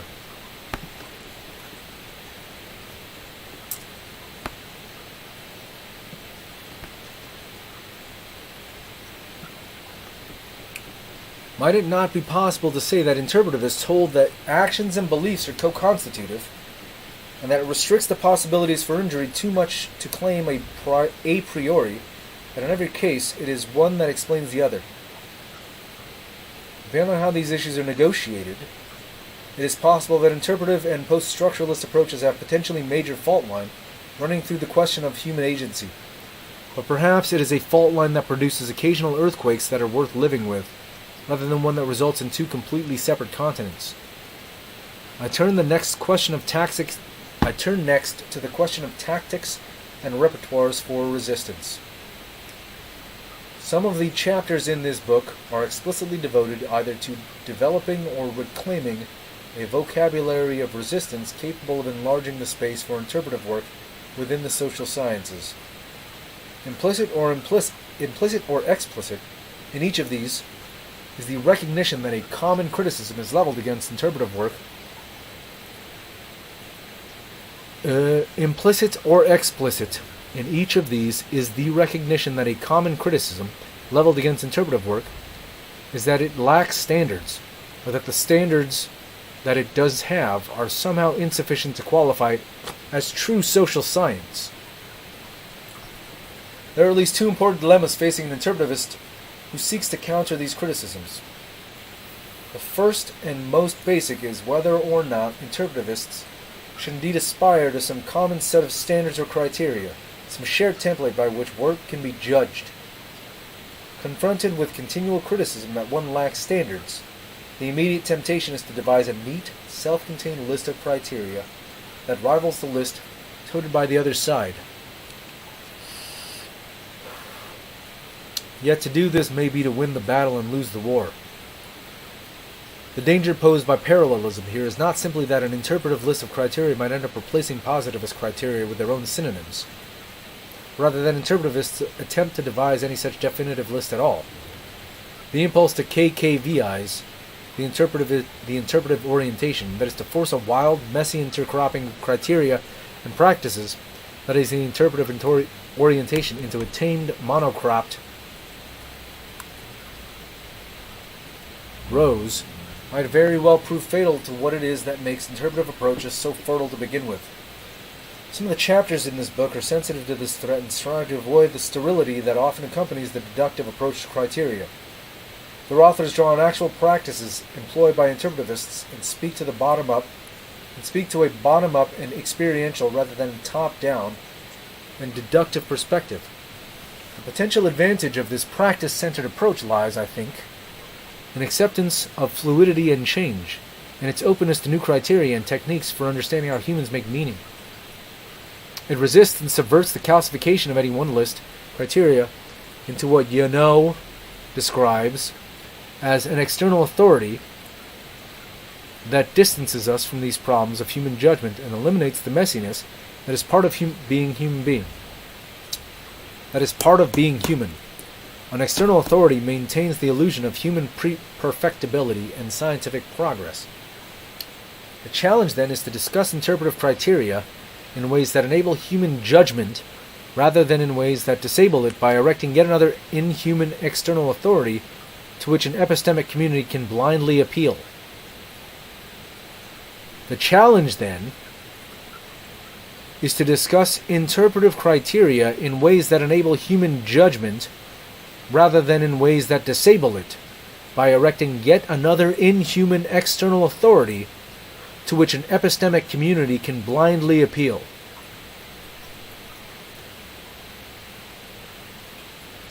The challenge, then, is to discuss interpretive criteria in ways that enable human judgment, rather than in ways that disable it, by erecting yet another inhuman external authority to which an epistemic community can blindly appeal. Beginning from a practice-centered point of view is a solid beginning, but I wonder if it too might not be capable of inadvertently generating that external authority that it seeks to avoid. The second dilemma facing those who seek to answer the charge that interpretive approaches lack criteria is what Schwartz and Shea calls the reclaim or invent quandary.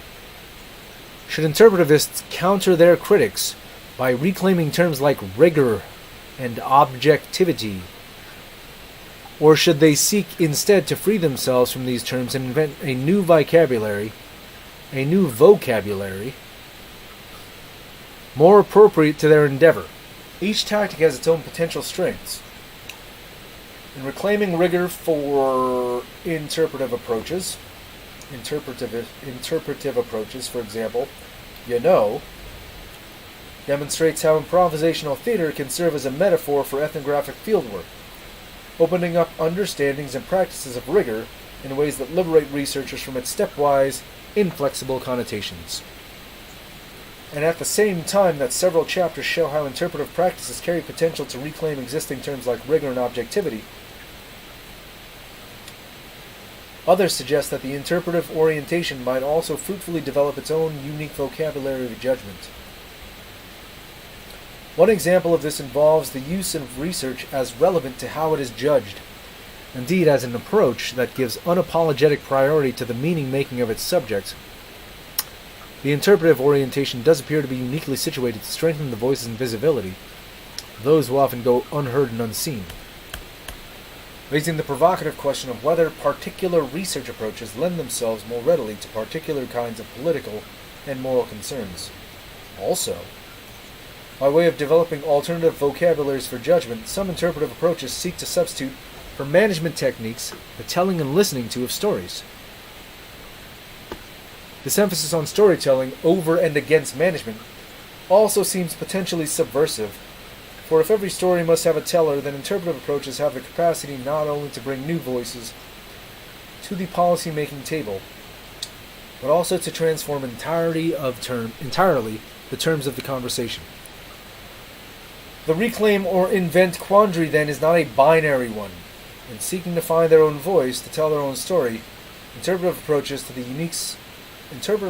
the social sciences must both reclaim and invent, and must do so in ways that open up rather than close down possibilities for inquiry. Ultimately, if interpretive approaches are to flourish, they must do so not because of the cogency of their rebuttals to critiques leveled against them, but by other approaches, but also by the attractiveness and persuasiveness of what they contribute. A serious submission in much graduate education is a sustained conversation about the black box that every researcher at one time or another must confront. How do I get, find, or have a good idea? Our training as social scientists is increasingly preoccupied with techniques useful for analyzing ideas once they come into existence. The birth of creative, new, and risk-taking ideas is seldom addressed. Like young children,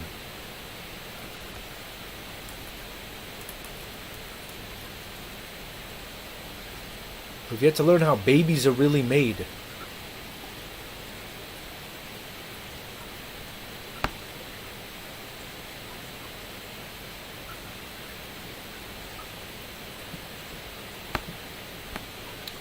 Tend to treat ideas as if they are dropped in cloth diapers from the sky by wobbly-legged storks, fly overhead and bless some while withholding from others. Yet this failure to educate, ignite, and release the imagination has the potential of leading to graduate programs, and ultimately entire disciplines of inquiry, that reproduce technicians rather than create thinkers.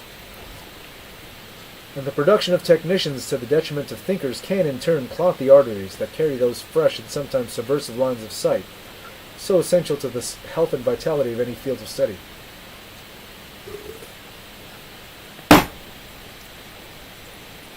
As C. Wright Mills writes in the Sociological Imagination, adequate technicians can be trained in a few years. A sociological imagination can also be cultivated. Certainly it seldom occurs without a great deal of often routine work, yet there is an unexpected quality about it, because its essence is the combination of ideas that no one expected were combinable. Say a mess of ideas from German philosophy and British economics. There's a playfulness of mind back of such combining. What the fuck?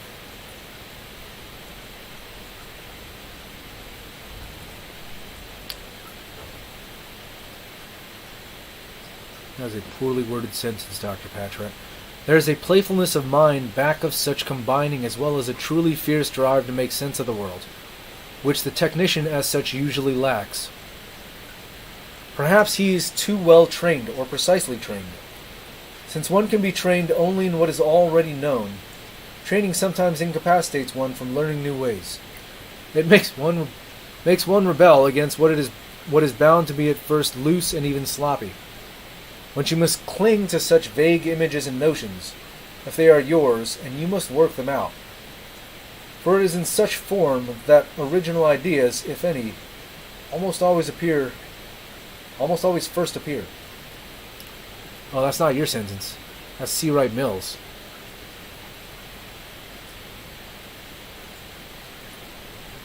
C. Wright Mills is a bad writer.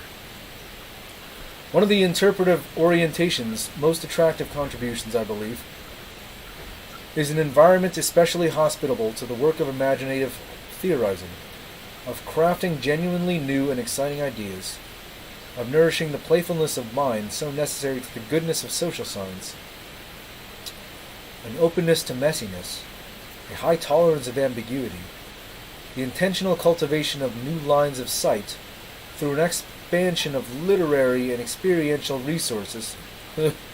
The disciplined practice of maintaining a state of childlike wonder and awe over what one encounters, an intentional reflexive attention to the internal reactions, including the emotional reactions, experienced by the researcher, an appreciation for the way in which a situation always already interacts with the presence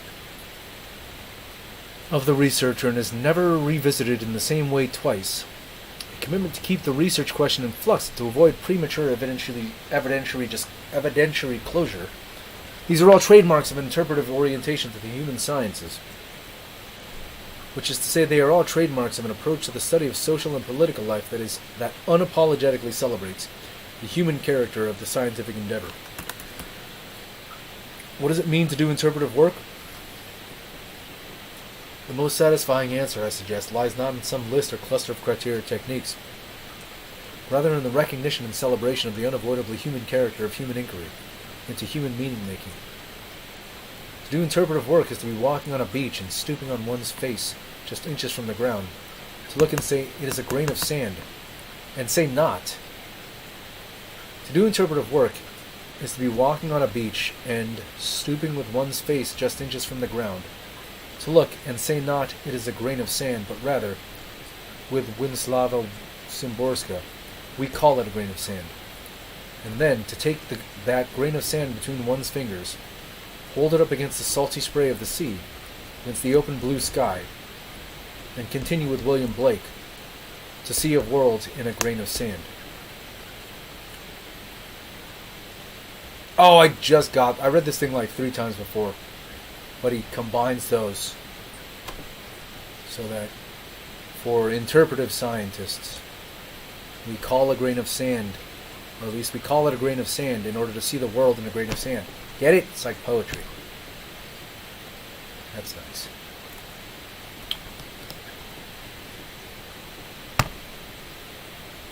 That was We Call It a Grain of Sand by Dr. Timothy Patchett.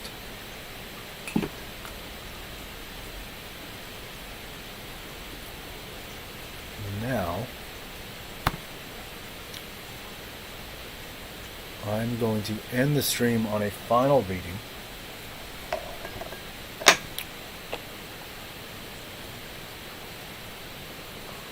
Before I do that, I'm going to take a quick break, drink some water, eat some chips. I'll be right back.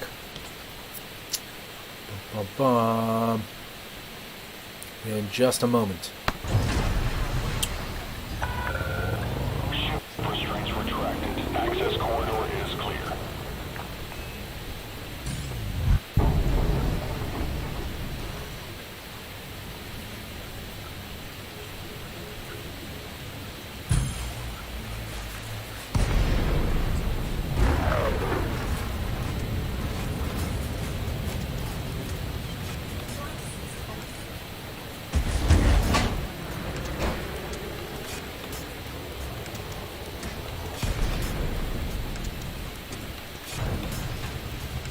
From the dawn of humankind, we have looked to the stars for meaning.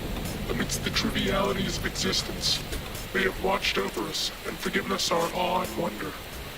The briefest respite between our labors and strife. In our arrogance, we surrendered to our own conceit. Our search became our right, and for millennia we spread our message of our rightful place amongst the stars with one another. The stars aligned, we proclaimed, to provide us with the guidance we required. Our labors became our destiny, our wars our triumph. We assumed our place amongst the stars, and the stars watched over us, shimmering in approval. In time we forgot. We grew indifferent to our watchful stewards, and turned our attention away from them. We turned to one another. We saw one another, and we took the guidance given us by the stars to show one another the error of one another's ways. The stars have shown us, we proclaimed. The labors we have undertaken and the wars we have fought sanctioned by the stars and just by their guidance. And others proclaim the stars' condemnation. It is our labors and wars sanctioned. The stars have shown us, the others proclaimed. In our arrogance, we tore the stars from one another. No longer joined as our watchful stewards, the stars became ours, and our rightful place amongst the stars was true to the stars' rightful place amongst us. And in our rightful place we labored, and we made war with one another. And the wars we made with one another drove us further and further amongst the stars, amongst ourselves. And amongst ourselves we looked for meaning. How long is this? I seriously think I'm gonna read all this, do you, Dad? Yeah, this is like 5 pages of garbage. Garbage, Dad! Jules, can you just... What? It just goes on and on. No one cares about this kind of stuff, Dad. You just... Fine. Gosh. I'm picking up here. In 2979, a consortium of scholars, pilots, and private interests came together to discuss our future. Amidst the wars between the Federation, the Empire, and the Alliance, the intrigue, the subterfuge, and the myriad labors of all powers, we were being reminded of our place amongst the stars, and the stars have begun to remind us of their place amongst us. We were not their equals. The stars, this consortium reminded us, had given us meaning and we had squandered its resolve. The stars, this consortium reminded us, had many others over whom they'd watched. And we came to know some of those others over whom the stars watched. The Guardians had taken their place amongst the stars long before us. The Fargoods had taken their place as well. And they too, the stars, reminded of their place. The stars watched over us all, and we had all grown arrogant in our assumption of our place amongst them. In our arrogance, we had turned to one another. We had once come to know our place amongst the stars was our own. The this consortium reminded us. And this consortium reminded us that the stars had watched us come to know these things. The stars have begun again to provide us with meaning this consortium now wants us to know. And this consortium is resolved to remind us of this meaning. For this meaning is given us by the stars. This meaning is given us all, and this resolve the purpose of our labors, our strife. This consortium, we are now reminded, has resolved to remind us all the meaning given us by the stars to all, be us of the Empire, the Federation, the Alliance, or any others. In 3307, the labors and the strife of this consortium, undertaken to remind us all of the meaning being given us by the stars, were given a name. My name is Cadence, and I'm a pilot. My name is Coral. That's it? What? You're just gonna say your name and that's it? You're not gonna say anything about yourself? What, I need to label myself? None of us are super insecure like you, Cadence. What?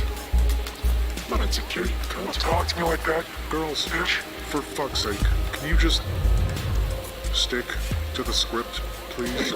We're pilots. Speak for yourself. Commanders Half-Lock. We have come to you on behalf of this consortium.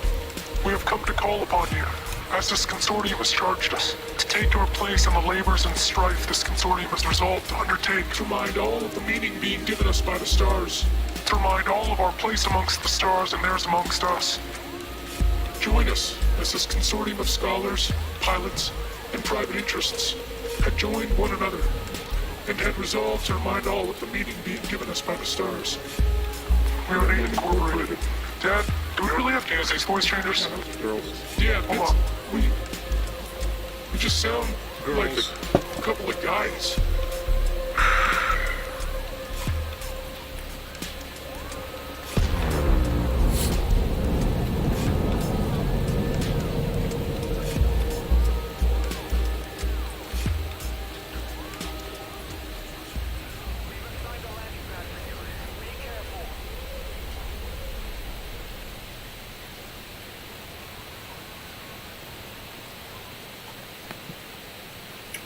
And we're back.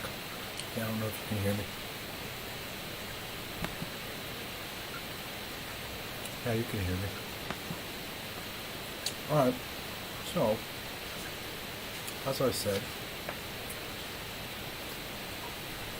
I still have cheese on my fingers from the chips.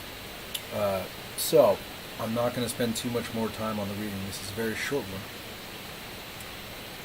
This is a section from a book written by Italian philosopher Giorgio Agamben. Oh, the chip try to pull my mouth. The book is entitled Nudities.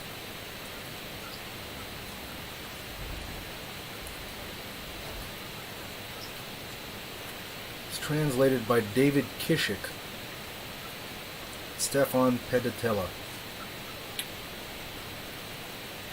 I'm reading section 5, or chapter 5 of the book. It's titled On What We Cannot Do. Deleuze once defined the operation of power as a separation of humans from what they can do, that is, from their potentiality. Active forces are impeded from being put into practice either because they are deprived of their material conditions that make them possible, or because a prohibition makes them formally impossible. In both cases, power, and this is its most oppressive and brutal form, separates human beings from their potentiality, and in this way renders them impotent. There is nevertheless another and more insidious operation of power that does not immediately affect what humans can do, their potentiality, but rather their impotentiality. That is what they cannot do, or better, cannot do. That potentiality is always also constitutively an impotentiality. That every ability to do is also always already an ability to not do, is the decisive point of the theory of potentiality developed by Aristotle in the 9th book of the Metaphysics. Impotentiality, adynamia, he writes, is a privation contrary to potentiality. Every potentiality is impotentiality of the same, and with respect to the same, impotentiality does not mean here only absence of potentiality, not being able to do, but also and above all, being able to not do, being able to not exercise one's own potentiality. And, indeed, it is precisely this specific ambivalence of all potentiality, which is always the power to be and to not be, to do and to not do, that defines in fact human potentiality. This is to say that human beings are the living beings that, existing in the mode of potentiality, are capable just as much of one thing as of its opposite. To do just as to not do.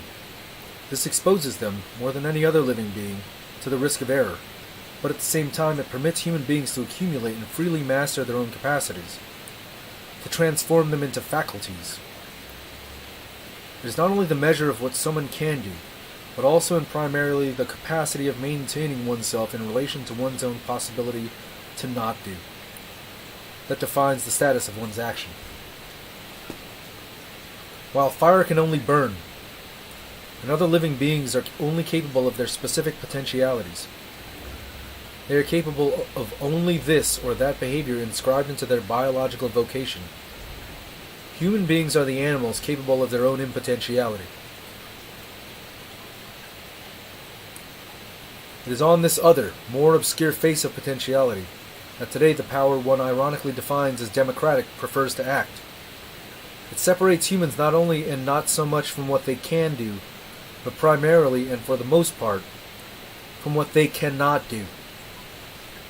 Separated from his impotentiality, deprived of the experience of what he cannot do.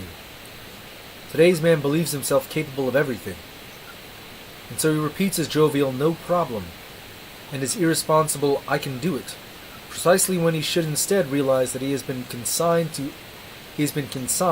in unheard of measure to forces and processes over which he has lost all control. He has become blind not to his capacities, but to his incapacities. Not to what he can do, but to what he cannot, or can not do. Hence, the definitive confusion in our time between jobs and vocations, professional identities and social roles, each of which is impersonated by a walk-on actor whose arrogance is in inverse proportion to the instability and uncertainty of his or her performance. The idea that anyone can do or be anything.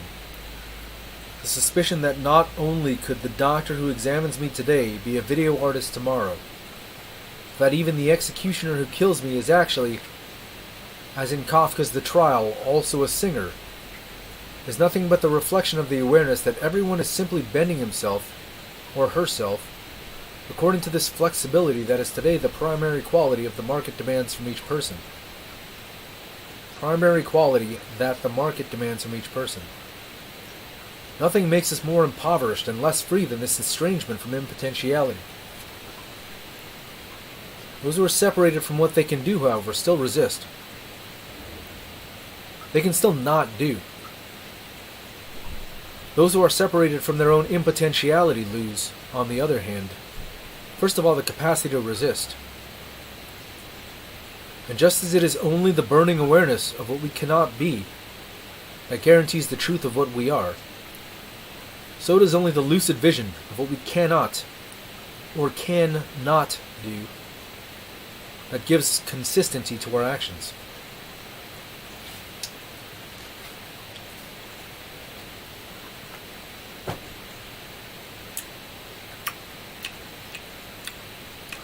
Anyway, that has been the readings for the week. Be back shortly. Again, my name is Tom. Spelled with a silent A-H, silent A and a silent S. I will be doing a jump. And I'm currently in HIP 36601. which is a standard MAC grind location for the crystals. If and in the event that you find yourself out there or need a way to the next area, I will be making that jump on Wednesday over to Otots for the last 2 of the crystal grinds before kicking everybody off in Desiat.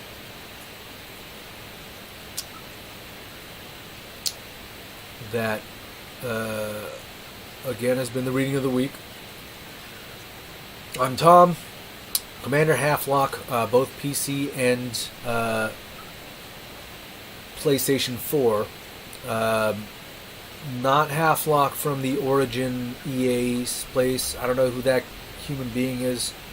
I don't like care, but I've been using Half-Lock on Elite Dangerous for quite some time, so that's just sort of where it's at now. In the event that you have any other questions, you're always free to send those over to the Discord channel. Don't forget the rules of the Discord channel that are right here. They're constantly there. Those are the fucking rules. If you have any further questions, send them there. If you don't fucking bother me. Can you not bother me? Can you not nag me? Thank you. Anyway, I will see you next Tuesday.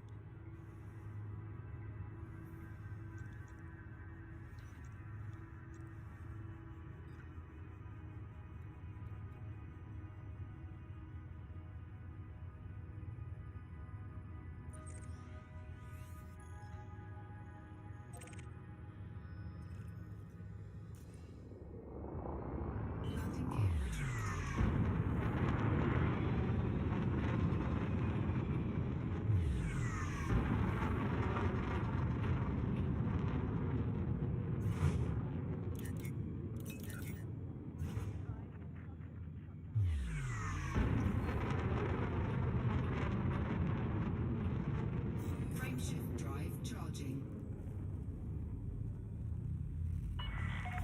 Speed restrictions lifted. Flight control signing off.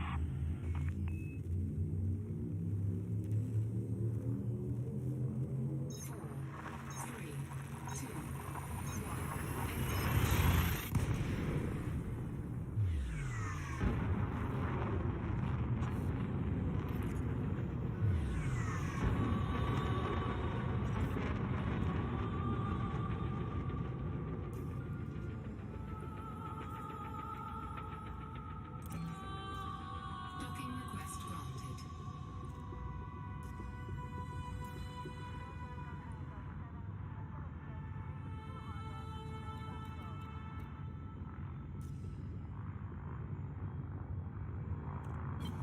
Flight assist off. Flight assist on.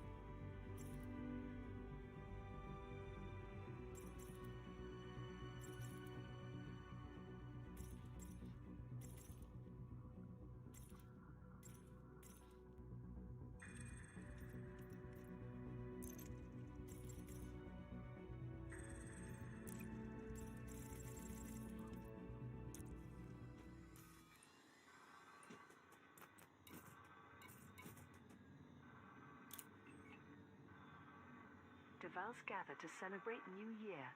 Princess Aisling Deval marked the start of 3308 by introducing her cousin Hadrian Deval, his wife and their newborn son to Imperial High Society.